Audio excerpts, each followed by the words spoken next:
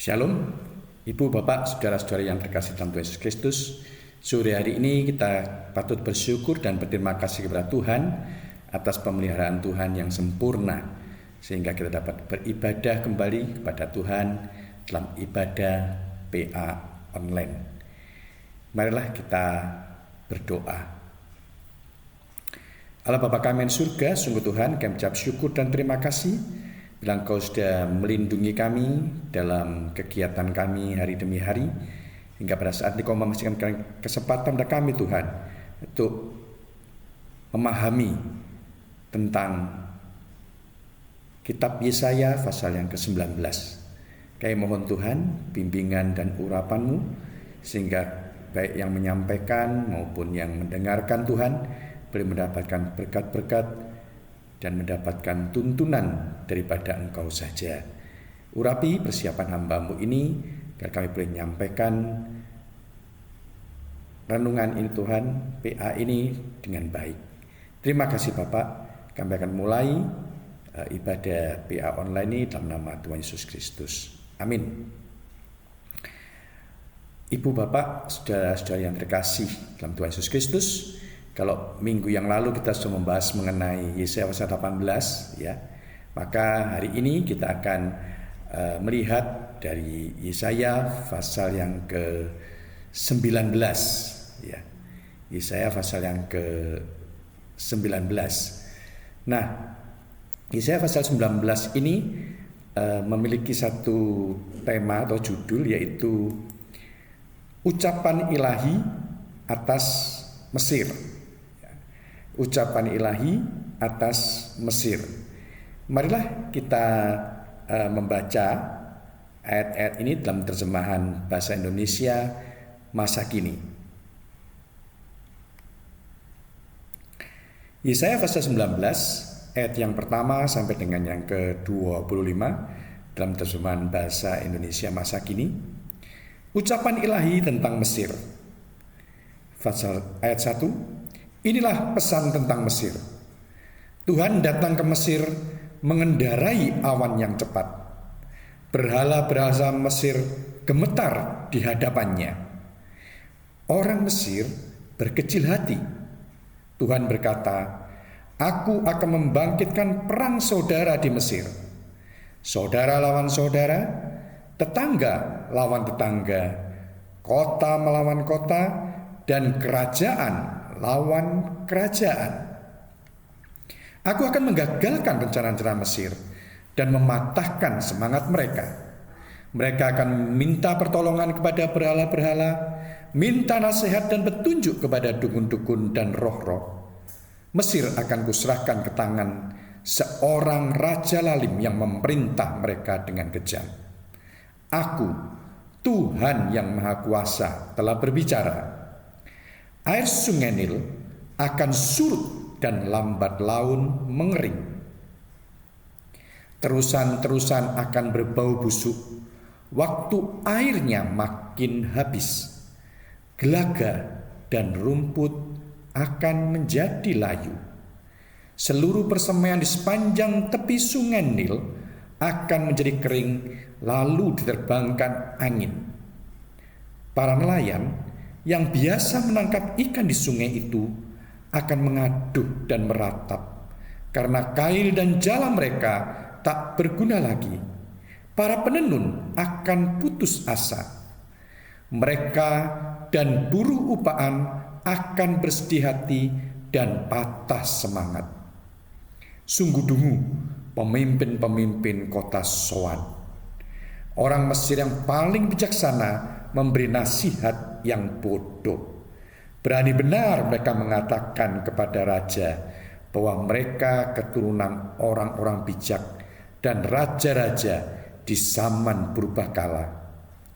Wahai Raja Mesir, di manakah penasihat-penasihat baginda yang pandai itu?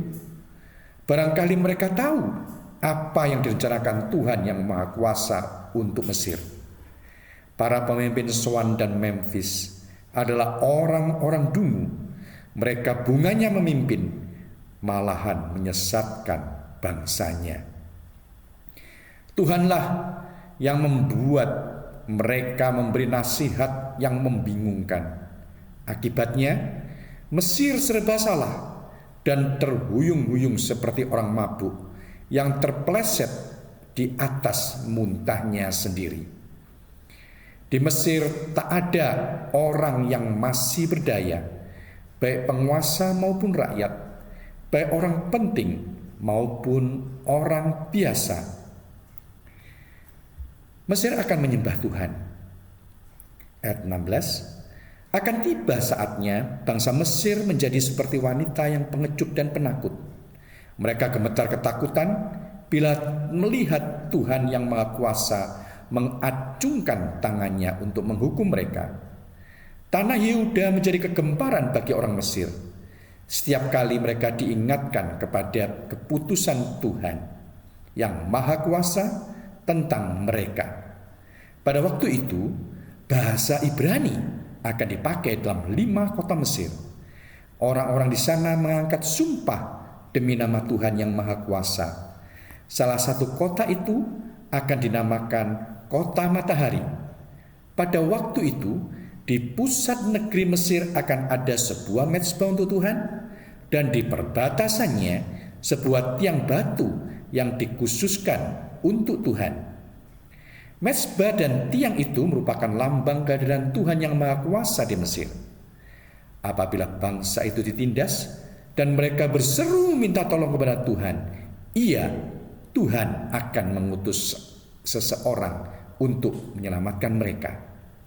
Tuhan akan menyatakan diri kepada bangsa Mesir, dan mereka akan mengenal dan menyembah Dia, serta membawa kurban dan persembahan kepadanya. Mereka akan mengucapkan janji kepadanya dengan sumpah dan melaksanakannya. Tuhan akan menghajar bangsa Mesir, tetapi sesudahnya Ia akan menyembuhkan mereka. Mereka akan berbalik kepada Tuhan, dan Ia akan mendengarkan doa mereka serta memberi kesembuhan. Pada waktu itu akan ada jalan raya di antara Mesir. Saya ulangi, pada waktu itu akan ada jalan raya antara Mesir dan Asyur. Penduduk dari kedua negeri itu akan pulang pergi lewat jalan itu, dan mereka akan beribadat bersama-sama. Pada waktu itu, Israel akan sama kedudukannya dengan Mesir dan Asyur, dan ketiga bangsa itu akan menjadi berkat bagi seluruh dunia. Tuhan yang Maha Kuasa akan memberkati mereka dan berkata, "Ku berkati kamu, hai Mesir, umatku, Asyur, ciptaanku, dan Israel, umat pilihanku." Ya. Berbahagialah kita semua yang sudah mendengar, merenungkan, dan mau melakukan firman Tuhan dalam kehidupan kita sehari-hari. Apabila kita membaca tadi ya dari ayat pertama sampai 25, itu ada keunikan tersendiri dari pasal 19 ini ya. Hanya ayat 1 sampai 15 saja berbentuk puisi, lainnya tidak. Nah, kalau kita sebelumnya tadi melihat hukuman bangsa-bangsa ya, dari ayat-ayat pasal-pasal sebelumnya itu kita sudah mempelajari bahwa hukuman bangsa-bangsa itu dilakukan oleh bangsa lain ya. Tapi khusus untuk hukuman di Mesir ini dikatakan dilakukan oleh Allah sendiri ya.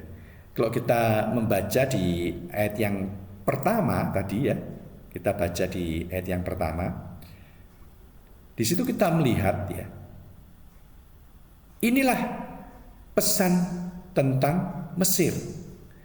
Tuhan datang mengendarai awan yang cepat. Berhala-berhala Mesir gemetar di hadapannya, dan orang Mesir berkecil hati. Ya. Jadi sini dikatakan tadi bahwa Allah datang ke Mesir ya, mengendarai awan yang cepat. Ya, ini tentunya merupakan satu metafora ya, bahwa Allah ini sebagai pengendali alam itu bisa memerintahkan awan sebagai alat transportasinya. Dan ini menggambarkan satu kemahakuasaan dari Allah itu sendiri. Ya. Kalau kita mau membaca di Mazmur pasal 104 ayat yang ke-3b, ya, kita lihat di situ. Mazmur 104 ayat 3b dalam bahasa Indonesia masa kini dikatakan, awan-awan kau jadikan keretamu, engkau mengendarai sayap angin. Ya, jelas dikatakan sini awan-awan dijadikan alat transportasi oleh Tuhan. Dan dikatakan dalam metafora ini bahwa Tuhan mengendarai sayap angin. Nah, dalam perjanjian baru pun kalau kita melihat, Tuhan ini juga menyatakan keilahiannya, ya, di hadapan mahkamah agama, sehingga mereka ini marah-marah dan menyalibkan Tuhan. Ya.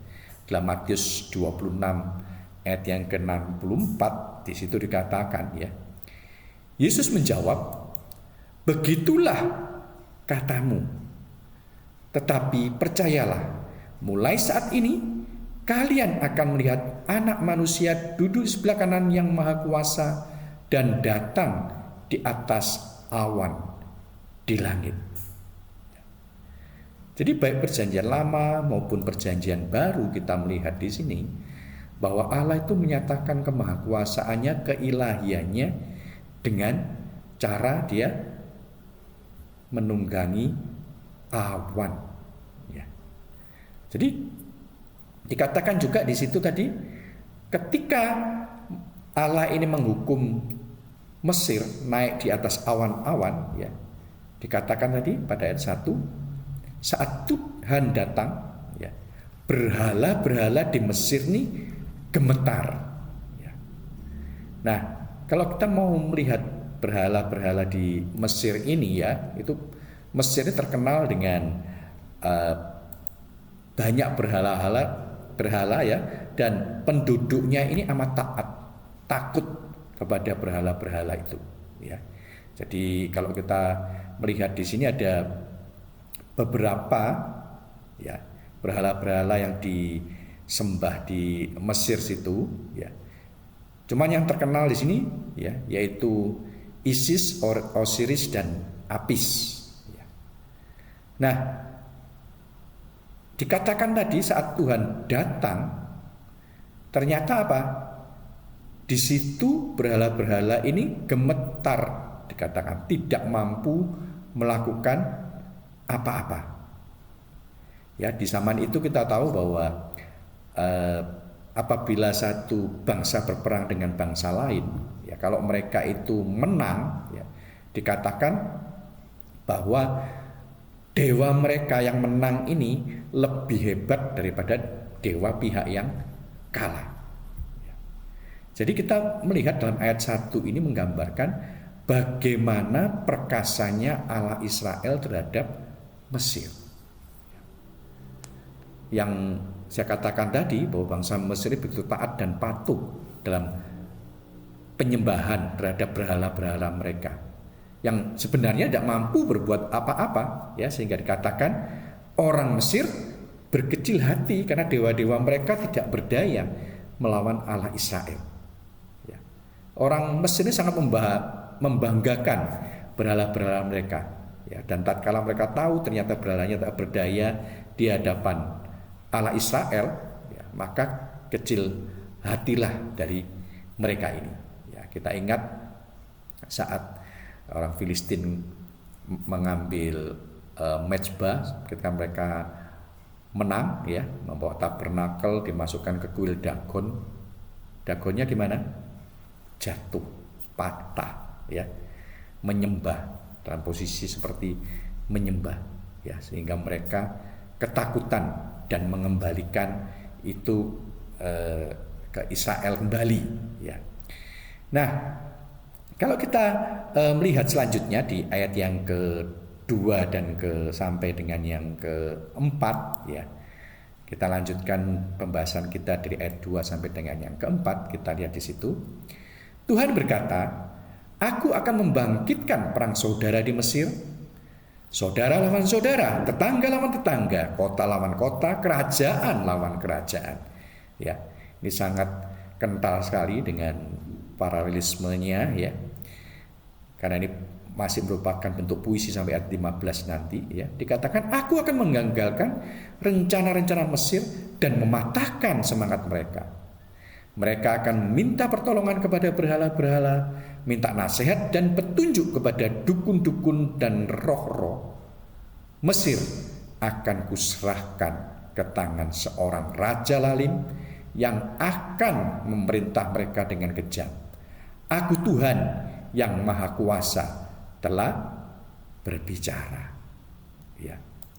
Jadi ayat 2 sampai dengan ayat yang keempat ini kalau kita melihat ya, ayat 2 sampai dengan keempat ini ada frasa yang berulang-ulang baik di ayat 2, ayat 3 maupun 4 ya, yaitu aku akan. Ayat 2 dikatakan aku akan membangkitkan perang saudara. Ayat 3 dikatakan aku akan menggagalkan rencana Mesir. Ayat 4 dikatakan akan kuserahkan mereka ke tangan seorang raja lalim. Artinya apa? Artinya Allah sendiri yang akan bertindak membuat politik dalam negeri Mesir akan kacau. Terjadi perpecahan dan perang saudara. Dikatakan saudara lawan saudara, ya, tetangga lawan tetangga. Ya, kalau kita melihat dalam sejarah itu di masa Raja Oskoron keempat, Mesir ini mengalami perang saudara dari tahun 720 sampai 716 sebelum Masehi. Ya. Perang itu berakhir setelah Mesir kuasai oleh Pye, Raja Ethiopia, ya, yang Jumat lalu sudah kita bahas di pasal 16 ya. Perang saudara itu dan mereka dikuasai oleh Raja Ethiopia ini ya. Dan dikatakan tadi Allah akan menggagalkan semua rencana Mesir ya, sehingga mereka itu putus asa dan minta pertolongan kepada berhala-berhala mereka. Minta nasihat kepada dukun-dukun dan roh-roh. Yang pada akhirnya mereka hanya tahu bahwa itu semua sia-sia, tidak mampu berbuat apa-apa. Ya, bahkan dikatakan pada ayat yang keempat tadi, ya, mereka akan dipimpin oleh raja yang kejam, bertindak semena-mena, ya, raja yang lalim, bertindak kejam dikatakan. Nah, ini diperkirakan ini adalah Raja Asyur, ya, yang mengalahkan Mesir tahun 670 sebelum Masehi. Ya, ini satu kondisi yang sangat tidak nyaman apabila politik kacau di suatu negara. Ya. Yang kita ketahui bersama ya, saat gencar-gencarnya Indonesia ini memberantas PKI, maka rasa aman dari masyarakat ini hilang. Ya. Tetangga melaporkan tetangga, saudara melaporkan saudara. Ya. Banyak penduduk yang hilang begitu saja tanpa ada kabar beritanya sampai saat ini ya. Perampasan rumah, harta ya, perampokan, hak-hak penduduk dilecehkan ya. Salah satu korbannya adalah keluarga papa saya ya. Jadi papa saya diberitahu oleh tetangga bahwa ada tetangga yang lain yang iri ya, karena kita itu ada toko di rumah dan di pasar ya. Ada yang iri persaingan dagang ini dan dikatakan sebaiknya ya segera meninggalkan kota Bangkalan secepatnya ya, karena nanti sore kalau tidak itu akan dibawa katanya. Ya, kalau sudah dibawa, diculik naik truk tidak kembali lagi ya. Karena rumah kami itu dekat dengan alun-alun ya, sehingga kita lihat tiap hari itu ada truk-truk membawa penduduk di sana pergi entah kemana dan mereka tidak pulang lagi ya, sehingga Papa membawa keluarganya ke Malang ya. dan pindah di Malang. Itu satu suasana yang mengerikan ya, yang dialami oleh generasi-generasi yang pada tahun-tahun itu ya, yang mungkin saat ini sudah lansia semua ya, saya lanjut usia. Nah, mungkin bagi generasi yang mengalami masa reformasi 1998 itu juga melihat ya bagaimana ruko-ruko itu dibakar, pemerkosaan massal etnis Tionghoa ya, penjarahan, polisi dan tentara tidak bertindak adil ya, masyarakat sering mencurigai satu dengan yang lain.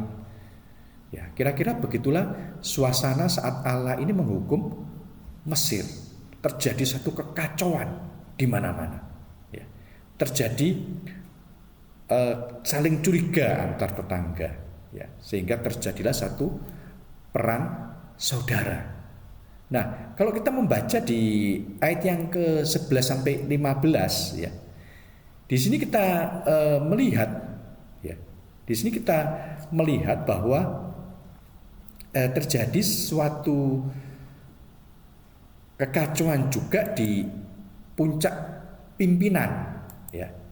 Kalau kita melihat pada ayat yang pertama sampai ayat 11 sampai dengan 15 dikatakan, sungguh dungu pemimpin-pemimpin kota Soan. Orang Mesir yang paling bijaksana, dikatakan sini ya, memberi nasihat yang bodoh. Ini yang paling bijaksana memberikan nasihat yang bodoh. Berani benar mereka mengatakan kepada raja bahwa mereka ini keturunan orang-orang bijak dan raja di zaman purbakala. Ya. Wahai Raja Mesir, di manakah penasihat-penasihat baginda yang pandai itu? Barangkali mereka tahu apa yang direncanakan Tuhan yang Maha Kuasa untuk Mesir. Ya. Ini satu kalimat ya yang seakan-akan ini menantang ya. Di manakah penasihat-penasihat baginda yang pandai itu? Apa masih punya? Ya. Apakah yang penasihat baginda yang pandai ini tahu apa yang direncanakan Tuhan yang Maha Kuasa untuk Mesir? Ya, dikatakan seperti itu. Para pemimpin Soan dan Memphis adalah orang-orang dungu. Mereka bukannya memimpin, malahan menyesatkan bangsanya. Wah, ini sudah parah ini. Ketika pemimpin dikatakan bukan memimpin malah menyesatkan, ya dikatakan dungu. Ini satu bencana bagi satu negara. Ya. Ayat 14 dikatakan Tuhanlah yang membuat mereka memberi nasihat yang membingungkan. Akibatnya Mesir serba salah dan terhuyung-huyung seperti orang mabuk yang terpleset di atas muntahnya sendiri. Ya. Tuhan yang menetapkan pemimpin, tapi Tuhan pula yang mengatur pemimpin tersebut.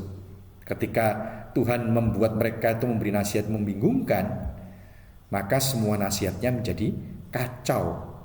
Sehingga dikatakan di Mesir tak ada orang yang masih berdaya, baik penguasa maupun rakyat, baik orang penting maupun orang biasa. Ya. Jadi kita melihat di sini ketika Tuhan turun tangan, ya, bukan hanya dikatakan berhala-berhala itu aja, ya, tapi penguasa-penguasa mereka juga hilang kebijaksanaannya.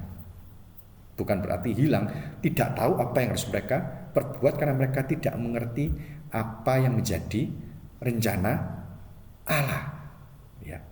Jadi kalau kita melihat tadi, ya, disebutkan ada Soan, ya, ada juga Tanis dan beberapa nama di situ, ya.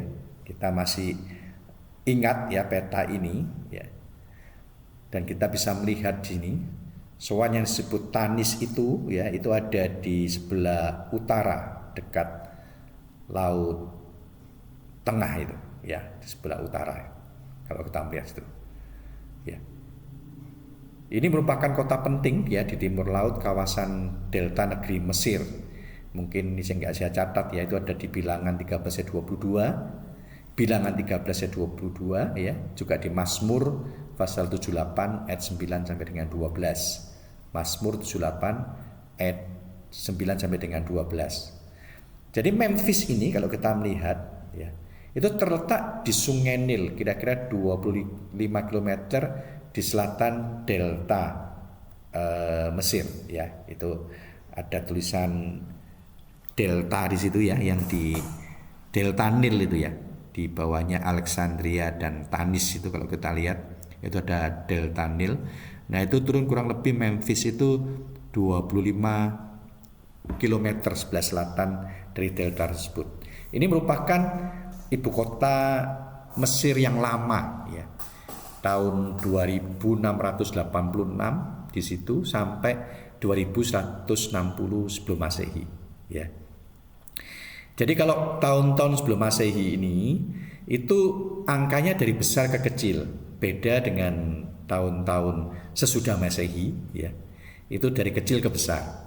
Karena sebelum Masehi ini yang paling dekat dengan 0 Masehi ya, itu yang paling muda. Ya, maka itu disebutkan yang tua di dulu 2686 baru 2160. Ya, kalau kita saat ini sesudah Masehi kan kalau menyebutkan itu dari yang kecil ke besar karena sesudah Masehi ya. Nah, pemimpin mereka dikatakan dungu, menyesatkan bangsanya ya. Penasihat-penasihat memberikan nasihat yang bodoh, yang membingungkan dikatakannya, sehingga membuat penduduk makin terpuruk dikatakan di situ ya. Penduduk makin terpuruk dan mereka ini jadi bingung penduduknya. Dan kalau kita melihat tadi di ayat yang ke-15 ya, kalau kita melihat pada ayat yang 15 yang terakhir dikatakan bahwa semua upaya untuk perbaikan itu dikatakan gagal, baik pemimpin-pemimpinnya maupun rakyat, orang penting maupun rakyat jelata, semuanya gagal untuk memperbaiki kondisi tersebut ya. Nah, kalau kita mau melihat apa sih yang menjadi penderitaan dari orang Mesir ini, itu kita bisa melihat di ayat yang kelima sampai ayat yang ke-10 ya. Coba kita lihat ayat yang kelima sampai ayat yang ke-10 seperti ini. Air sungai Nil akan surut dan lambat laun mengering. Ya, kita tahu sungai Nil merupakan sungai yang mengalir di Mesir dan ini merupakan sumber segala-galanya ya, sumber air, sumber pertahanan juga ya, dan juga merupakan sumber penghidupan baik nelayan, pertanian dan berbagai macam kebutuhan dari orang Mesir ini sangat tergantung pada sungai Nil. Tapi dikatakan ketika air sungai Nil surut dan lambat laun mengering ya, maka ayat 6 diteruskan, terusan-terusan akan berbau busuk waktu airnya makin habis ya. Seperti kalau kita lihat di selokan-selokan itu yang airnya itu mulai tidak mengalir karena sedikit ya, mulai berbau. Gelagat dan rumput akan menjadi layu kekurangan air. Seluruh persemaian di sepanjang tepi sungai Nil akan menjadi kering lalu diterbangkan angin. Artinya apa? Petani ya yang bercocok tanam karena nggak dapat air, maka tanaman-tanamannya semuanya menjadi kering. Para nelayan yang biasa menangkap ikan di sungai itu akan mengaduh dan meratap karena kail dan jalang mereka tak berguna lagi. Kalau nggak ada airnya, apa yang akan mereka tangkap? Karena itu kail dan jalang tidak berguna. Para penenun akan putus asa. Ya. Mengapa kok penenun akan putus asa? Karena di Mesir ini terkenal akan kain linennya yang memiliki kualitas yang tinggi. Kalau nggak ada tanaman-tanaman yang menghasilkan untuk bahan benangnya, bagaimana mereka bisa menenun. Ya. Mereka, para penenun ini dan buruh upahan akan bersedih hati dan patah semangat, ya, karena tidak ada kerjaan lagi. Jadi mereka ini patah semangat. Jadi sangat mengerikan, ya, ketika air sungai Nil ini menyusut, ya, tidak ada airnya, ya. Mereka ini, saya katakan tadi, air sungai Nil ini merupakan satu kebutuhan utama, ya. Dan sungai pada zaman itu juga merupakan satu benteng pertahanan. Semakin dalam sungainya, semakin musuh tidak bisa melewati, dan mereka harus menggunakan perahu-perahu untuk bisa melewatinya. Dan kalau sudah perahu-perahu itu biasanya dalam peperangan merupakan sasaran yang empuk, ya, karena mereka tidak bisa lincah untuk menghindari serangan-serangan dari pihak musuh. Artinya apa? Keamanan bangsa Mesir pun itu sangat rentan pada saat itu. Jadi terusan-terusan yang merupakan pusat-pusat perdagangan dan pertanian dikatakan akan mengering, rumputnya layu, makanan bagi ternak pun habis. Kalau seperti itu, ya, peternakan akan habis pula. Pertanian hancur, peternakan hancur, nelayan kehilangan mata pencaharian, penenun tidak ada bahan baku lagi karena kekeringan itu memusnahkan tanaman penghasil benang, ya.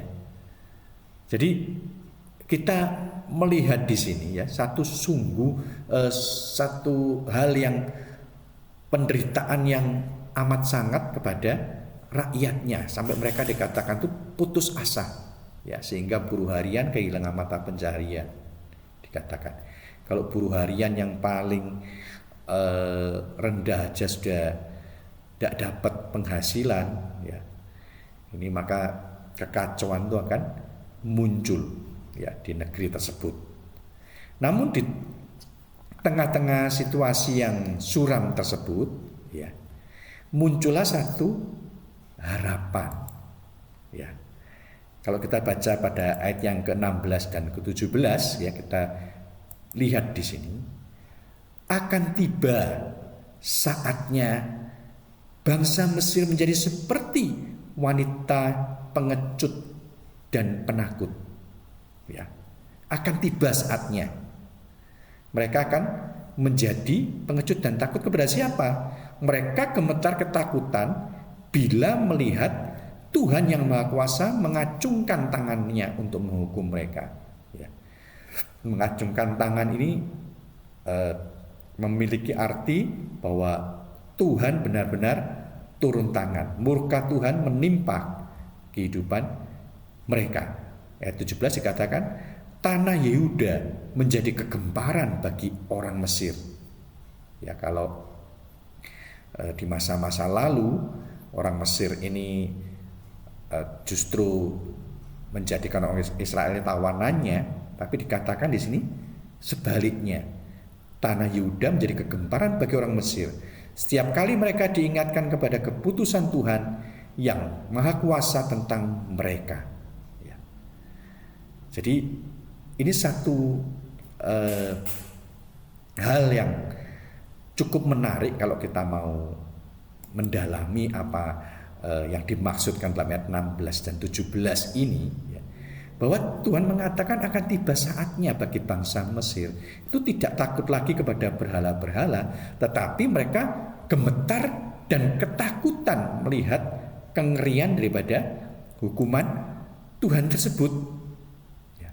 Sehingga mereka ini dikatakan bertobat dan menyembah kepada Allah yang benar.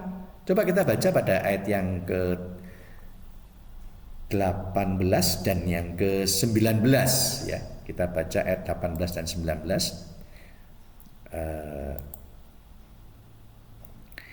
Pada waktu itu bahasa Ibrani akan dipakai dalam 5 kota Mesir, ya. Unik, di Mesir bisa pakai bahasa Ibrani. orang-orang di sana mengangkat sumpah demi nama Tuhan yang Maha Kuasa.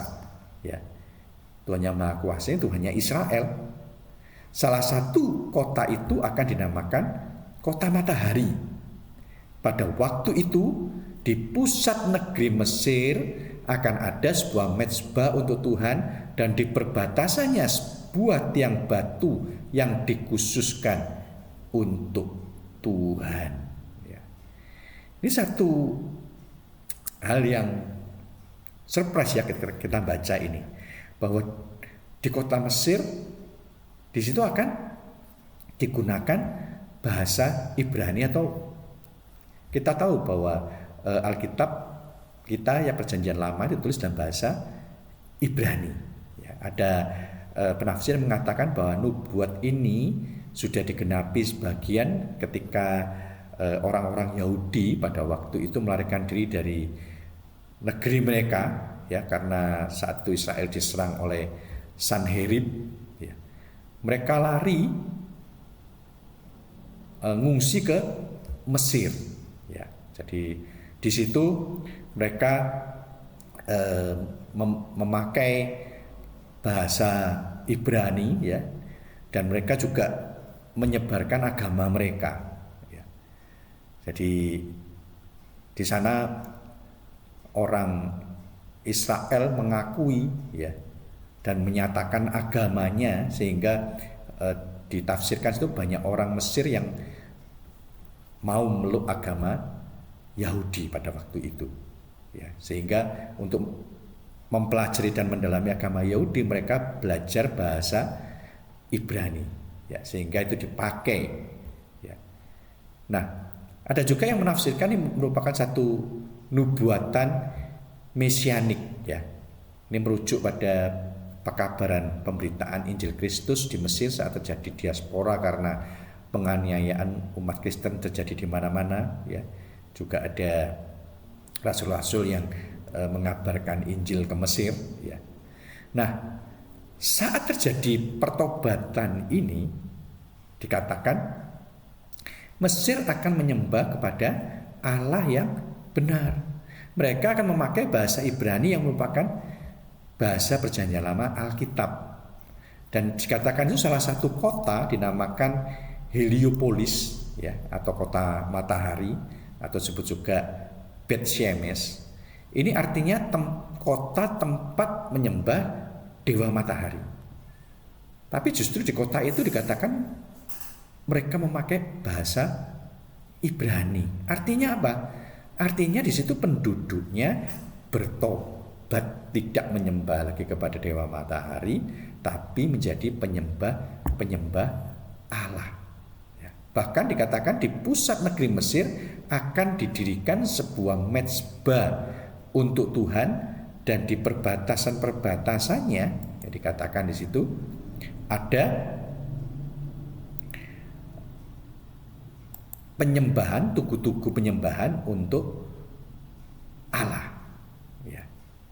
Nah, pada ayat yang ke-20 ini dijelaskan, ya, tugu-tugu penyembahan untuk Allah ini dikatakan ayat 20 dan 21, mezbah dan tiang itu merupakan lambang kehadiran Tuhan yang Maha Kuasa di Mesir, ya. Jadi mezbah dan tiang ini merupakan lambang kehadiran Allah Israel, ya. Kalau di Israel memiliki bait Allah dan ada tabernakel, itu merupakan tempat lambang kehadiran Tuhan, ya. Di sini dikatakan mezbah dan tiang yang didirikan itu merupakan lambang kehadiran Tuhan.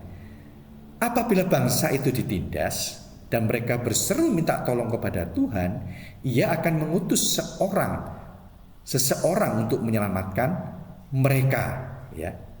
Ayat 21, Tuhan akan menyatakan diri kepada bangsa Mesir dan mereka akan mengenal dan menyembah Dia, ya.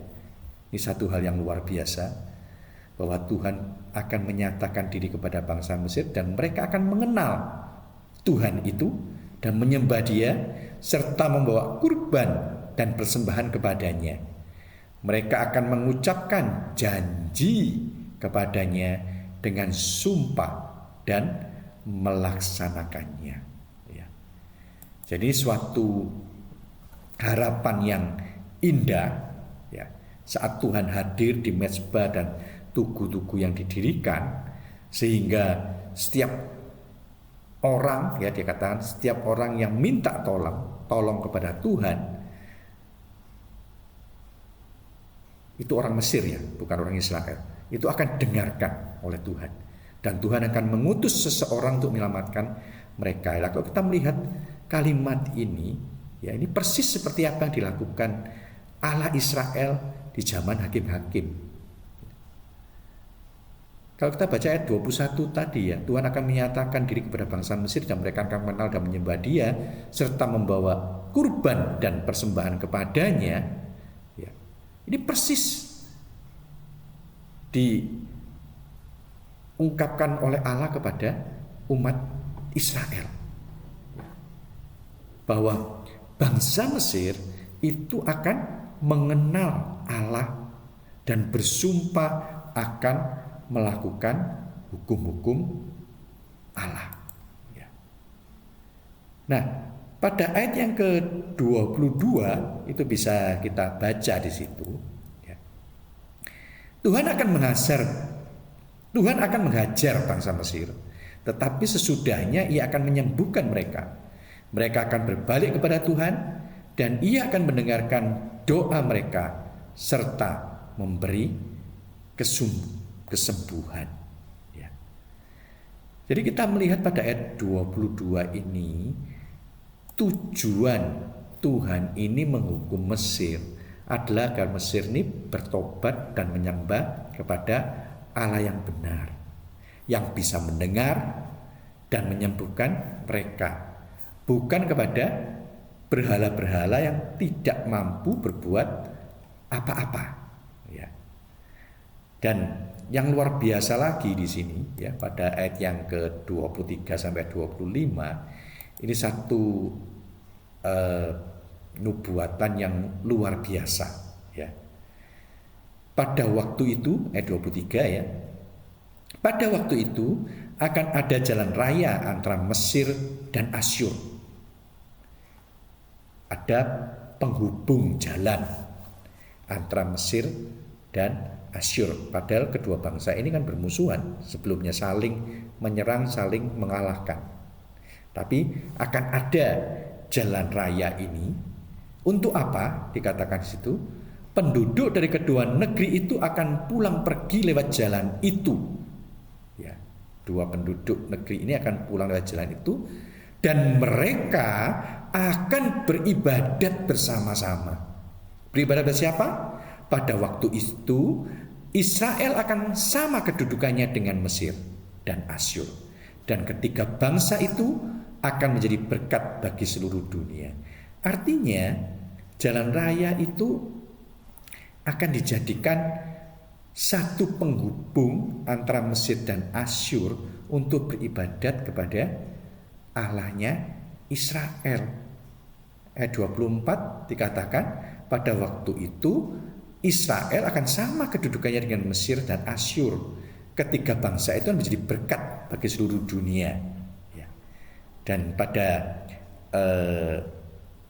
ayat yang ke-25 ini yang luar biasa dikatakan, Tuhan yang Maha Kuasa akan memberkati mereka dan berkata, Ku berkati kamu, hai Mesir umatku, Asyur ciptaanku, dan Israel umat pilihanku. Satu hal yang sangat luar biasa ya, yang boleh dikatakan sangat istimewa, bahwa tiga bangsa ini, Israel, Mesir, dan Asyur ini dikatakan akan menjadi berkat bagi seluruh dunia. Ya. Kalau Israel disebut sebagai dikatakan tadi, ku berkati kamu, hai Mesir umatku, ya, yang biasanya Israel itu adalah umatnya, di sini katakan Mesir umatku, Israel umat pilihanku, dan Asyur ciptaanku. Ya. Artinya semua ini adalah sesuatu yang sangat dikasihi oleh Tuhan ketiga-tiganya ini. Ya. Jadi kita melihat ya dari kisah Yesaya 19 ayat 1 sampai 25 ini ya. Satu hal yang bisa kita simpulkan yang indah di sini ya. Yang pertama, Allah itu adalah Allah yang kasih dan panjang sabar. Ya. Tetapi apabila kejahatan manusia itu memuncak, maka penghukuman Allah itu akan turun. Ya. Tujuannya agar umat manusia itu bertobat. Yang kedua, umat yang bertobat ini akan dipulihkan Allah dan dijadikan saluran berkat bagi sesamanya. Ya, seperti kita lihat tadi, ya. 3 bangsa ini akan menjadi berkat bagi seluruh dunia. Dan kesimpulan ketiga kita melihat nih bahwa Allah itu maha kuasa. Baik alam, ya dikatakan tuh sungai Nil, maupun bangsa yang kuat, yaitu bangsa Mesir, tunduk kepada Allah. Dan bisa dipakai Allah sebagai alat untuk menghukum maupun untuk memberkati bangsa-bangsa. Ya. Jadi kalau kita melihat kesimpulan-kesimpulan ini, ya, itu satu hal yang sangat luar biasa, ya, sangat luar biasa, bahwa Allah kita itu Allah yang luar biasa. Oleh karena itu, pada saat ini kalau kita mungkin mengalami hal-hal yang tidak menyenangkan bagi kita, ya, hal-hal yang membuat kita ini istilahnya itu terpuruk, atau kita ini merasa dihukum oleh Allah, ya, karena dosa-dosa kita dan berbagai hal yang kita meragukan akan kebaikan Allah, ya. Mungkin Ibrani pasal 12 ayat 11 ini menjadi kekuatan bagi kita semua, ya. Ibrani 12 ayat 11 ya dalam bahasa Indonesia masa kini. Memang pada waktu kita diajar, hukuman itu tidak menyenangkan hati kita, melainkan hanya menyedihkan saja. Tetapi kemudian dari itu, bagi kita yang sudah diajar, hukuman itu menyebabkan kita hidup menurut kemauan Allah.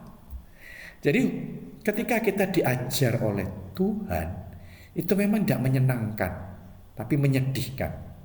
Tetapi hasil dari ajaran itu menyebabkan kita hidup menurut kemauan Allah dan menghasilkan perasaan sejahtera pada kita. Ya. Ini satu hal yang luar biasa, maka itu jangan pernah meragukan kasih Tuhan dalam kehidupan kita. Saat kita mengalami berbagai macam persoalan saat ini, pergumulan kita saat ini, alangkah baiknya kita mengintrospeksi diri kita. Apakah kita sudah berbuat dosa kepada Tuhan? Apakah kita mulai menjadikan yang lain itu berhala-berhala dalam kehidupan kita, melebihi rasa takut kita kepada Tuhan? Seperti bangsa Mesir, mereka diajar untuk tidak lagi menyembah kepada berhala-berhala, tetapi menyembah kepada Tuhan yang benar. Setia, taat, patuh, takut kepada berhala, diubahkan Tuhan menjadi setia, takut, dan beribadah kepada Tuhan.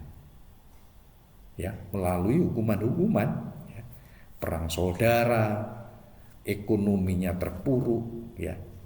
Jadi jangan sampai saat ekonomi kita terpuruk, kesehatan kita terpuruk, ya, usaha kita seakan-akan menuju jalan buntu semua, apa yang kita kerjakan dikatakan Langit bagaikan tembaga, bumi bagaikan besi, tidak ada jalan keluar, seakan-akan seperti itu, menyesakkan hati kita.